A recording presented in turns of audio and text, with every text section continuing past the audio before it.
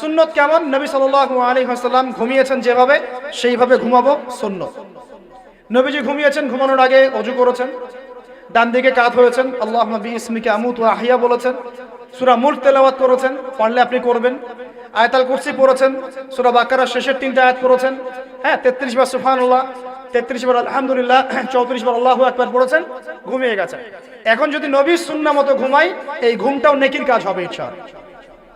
এখন যদি ঘুমানোর নতুন কোন তরিকা আমি বের করি, তাহলে নবীর সুন্নতের বাইরে বেদাত হয়ে যাবে।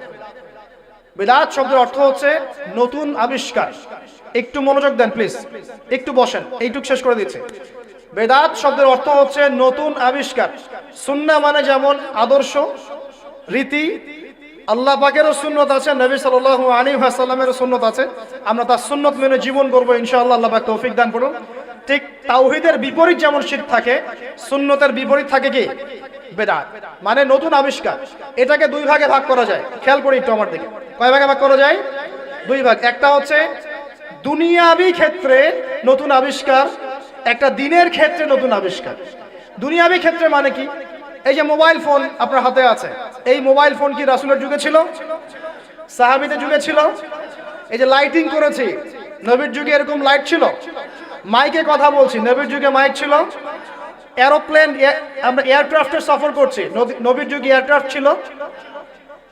খেয়াল করে দেখেন, আমরা যখন বাহনে উঠছি, আমরা বাহনে উঠে দোয়া পড়ছি, আল্লাহু আকবার আল্লাহু আকবার আল্লাহু আকবার, সুবহানাল্লাযী সাখখারা লানা হাযা ওয়া মা কুন্না লাহু মুকরিনিন ওয়া ইন্না ইলা রাব্বিনা লামুনকালিবুন। এই দোয়া বদলে গেছে না যায় নাই?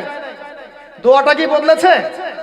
এই দোয়াটা নবী সাল্লাল্লাহু আলাইহি ওয়াসাল্লাম গাধার পিঠে উঠে পড়েছেন, ঘোড়ার পিঠে উঠে পড়েছেন, ওই সময়কার সমসাময়িক বাহনের পিঠে উঠে পড়েছেন। আমরা এ যুগের সমসাময়িক বাহনের পিঠে উঠে একই দোয়া পড়ছি। দোয়া কি চেঞ্জ হয়েছে না বাহন চেঞ্জ হয়েছে? এই যে বাহন যে পরিবর্তন হয়েছে, এটা টেকনোলজি না, প্রযুক্তি, টেকনোলজি। এটা হচ্ছে দুনিয়ার ক্ষেত্রে বেদাত, যেটা সম্পূর্ণ জায়েজ। কথা বুঝতে পারছেন? এটা সম্পূর্ণ জায়েজ যতক্ষণ পর্যন্ত না স্পষ্ট কোনো দলিল পাওয়া যাচ্ছে এটার এগেইনস্টে, যেটা হারাম। স্পষ্ট দলিল না পাওয়া যাওয়া পর্যন্ত এটাকে আপনি বৈধ রাখতে পারেন। এটা এক নম্বর। আরেকটা বেদাত হলো দিনের ক্ষেত্রে বেদাত। দিনের ক্ষেত্রে কেমন? নবী সাল্লাল্লাহু আলাইহি ওয়াসাল্লাম বলছেন, মান আহদাথা ফি আমরিনা হাযা, সহিহ মুসলিম হাদিস নাম্বার 1718। নবীজি বলছেন, মান আহদাথা ফি আমরিনা হাযা মা লাইসা মিনহু ফাহুয়া রাদ। কোন ব্যক্তি যদি এই দিন ইসলামের মধ্যে এমন কোন আমল চালু করে যে আমলের সমর্থনে আমাদের পক্ষ থেকে কোনো প্রমাণ নাই, সেটাই রাদ বা প্রত্যাখ্যাত, সেটা বাতিল। নবী সাল্লাল্লাহু আলাইহি ওয়াসাল্লাম অন্য হাদিসে বলছেন, মান আহদাথা ফি আমরিনা হাযা মা লাইসা মিনহু ফাহুয়া রাদ, মান আমিলা আমালান লাইসা আলাইহি আমরুনা ফাহুয়া রাদ। আমার সাথে বলেন দেখি, বেদাত শব্দের অর্থ কি? নতুন আবিষ্কার। কয় প্রকার হয়? কয় প্রকার হয়? একটা দুনিয়াবি ক্ষেত্রে, যেমন বললাম যে এই যে প্রযুক্তিগত বেদাত যেগুলো হয়েছে, এগুলো জায়েজ না জায়েজ? জায়েজ। যতক্ষণ পর্যন্ত না এগুলোর বিপরীতে কোনো দলিল স্পষ্ট পাওয়া যাচ্ছে ততক্ষণ পর্যন্ত জায়েজ। আর একটা দিনের ক্ষেত্রে, দিনের ক্ষেত্রে যেটা, সেটা কি জায়েজ হবে না জায়েজ হবে? দিনের ক্ষেত্রে যদি আমরা এমন কোন আমল করি নেকির আশায়, সওয়াবের আশায়, যেটা রাসূল করেন নাই, সাহাবীরা করেন নাই, এবং তাবেঈন ইমামগণ সবার থেকে প্রমাণিত না, এই কাজটা যদি সওয়াবের আশায় করতে যাই, যার পক্ষে কোনো দলিল পাওয়া যায় না, সেটাকেই বাতিল প্রত্যাখ্যাত বেদাত বলা হয়। কথা বুঝতে পারছেন কিনা? উদাহরণ দিলে এবার ক্লিয়ার হবে। কয়েকটা ভাবে হতে পারে। যেমন এক নাম্বার ধরন কেমন? মনে করেন যে আপনি হালুয়া রুটির সেমাই খাবেন, খুব ভালো কথা। হালুয়া রুটির সেমাই খাওয়া কি জায়েজ না জায়েজ? এই খাবারটা হালাল না হারাম? হালাল। আপনি এখনো খেতে পারেন, আপনি সকালেও খেতে পারেন, আপনি দুপুরেও খেতে পারেন, যখন ইচ্ছা তখন খেতে পারেন। কিন্তু যদি আপনি কোনো দিবসকে কেন্দ্র করে এরকম একটা সংস্কৃতি চালু করেন যে আজকে 15ই শাবান, আমরা সবাই এখন হালুয়া রুটি খাবো, এই যে একটা দিনকে কেন্দ্র করে আপনি একটা নতুন কাজ শুরু করলেন, এই কাজটাকে আমরা বেদাত বলে ফেলছি। মনে করেন আপনি দরুদ পড়বেন, খুব ভালো কথা, দরুদ ভালো জিনিস, দরুদ পড়লে নেকি হয়। কিন্তু দরুদ পড়লে নেকি হয়, রাসূলের জীবনী চর্চা করলে নেকি হয়, তাকে সালাম দিলে নেকি হয়, সব ঠিক আছে। কিন্তু এখন যদি আপনি নবীর জন্ম দিবসটাকে কেন্দ্র করে এই কাজগুলোকে ঘটা করে করার চেষ্টা করেন, যেটা নবীজি করেন নাই, সাহাবীরা করেন নাই, এটা হলো ধরনগত বেদাত। কথা বুঝতে পারছেন কিনা? এক। দুই নম্বরে আসেন, একটা হয় জিন্সগত। জিন্স মানে প্রকরণ। এটা কেমন? আল্লাহ পাক আমাদেরকে কুরবানি করতে বলেছেন চতুষ্পদ জন্তু। চতুষ্পদ জন্তু বুঝি চার পাওয়ালা। এখন ঘোড়ারও তো চার পা। এখন যদি আমরা কুরবানি করতে গিয়ে এখন ঘোড়া কুরবানি করা শুরু করি, বলেন কি বুঝলেন? আচ্ছা ঘোড়া বাদ দেন, মুরগি কুরবানি করা শুরু করি, মোরগ কুরবানি করা শুরু করি, মনে করলেন যে সমস্যা কি? এটাও তো আল্লাহর সৃষ্টি, হালাল তো, মুরগি খাওয়া তো হালাল, মোরগ খাওয়া তো হালাল, তো গরু ছাগল বাদ দিয়ে মুরগি কুরবানি করলাম, কি সমস্যা? করতে পারবেন না, কারণ আল্লাহ পাক চতুষ্পদ জন্তু কুরবানির কথা বলেছেন। এটা যদি করেন জিনসগত বেদাত হয়ে যায়। কথা বুঝতে পারছেন? তিন নাম্বার একটা হচ্ছে যেটাকে আমরা বলি আদাদ বা সংখ্যাগত। যেমন আল্লাহ পাক বলেছেন এশার নামাজ পড়তে 4 রাকাত, ফরজ নামাজ কয় রাকাত?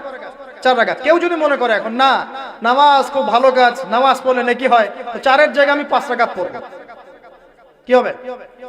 ফজরের নামাজ 2 রাকাত ফরজ। আর কেউ যদি মনে করে নামাজ তো খুব ভালো জিনিস, ভালো কাজ করলে কি সমস্যা, নামাজ তো পড়লে নেকি হয়, 2 রাকাত পড়লে নেকি হয়, 4 রাকাত পড়লে আরো বেশি নেকি হয়, আর 4 রাকাত পড়া শুরু করবে, কি হবে? গ্রহণযোগ্য না বাতিল? এটা হলো। তো এই যে কিছু মানুষ এখানে শিরক করছে, তারপর কিছু মানুষ কি বলছে যে গ্রহ নক্ষত্র চন্দ্র সূর্যের উপাসনা করা যায়, করছে না মানুষ? কিছু মানুষ কবর পূজা করছে কিনা? করছে কিনা? কিছু মানুষ মাজারের পূজা করছে কিনা? কিছু মানুষ মৃত ব্যক্তির কাছে নজর মানত করে কিনা? কিছু মানুষ মৃত ব্যক্তির কাছে এই যে কুরবানি জবাই করে কিনা? কিছু মানুষ এই যে জাদুবিদ্যার চর্চা করছে কিনা? তারপর ওই যে ভাগ্য গণনা করছে কিনা রাশিফল দেখে? কিছু মানুষ টিয়া পাখির মাধ্যমে ভাগ্য গণনা করছে কিনা? প্রত্যেকটা রন্ধ্রে শিরক। প্রথম শিরক হচ্ছে আকীদার, বিশ্বাসের। আল্লাহ ছাড়া কেউ সন্তান দিতে পারে, বিশ্বাস করলে শিরক। আল্লাহ ছাড়া কেউ আমাকে পরকালে বাঁচাবে, বিশ্বাস করলেই শিরক। আল্লাহ ছাড়া কেউ আমাকে ভালো করতে পারে, বিশ্বাস করলে শিরক। খারাপ করতে পারে, বিশ্বাস করলে শিরক। আল্লাহ ছাড়া কেউ উপকার অপকার করতে পারে, বিশ্বাস করলে শিরক। আল্লাহ থেকে সব হয়, এই কনসেপ্টের বাইরে গেলেই শিরক হয়ে যাবে।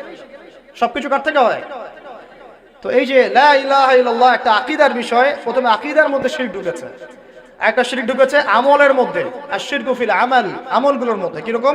এই যে আল্লাহ বাদ দিয়ে অন্য কাউকে সেজদা করা, আল্লাহ বাদ দিয়ে অন্য কারোর জন্য নজর মানত করা, আল্লাহ বাদ দিয়ে অন্য কারোর জন্য এই যে আপনি কুরবানি করছেন, হ্যাঁ, আল্লাহ ছাড়া অন্য কারোর কাছে দোয়া করছেন, সবই শিরক।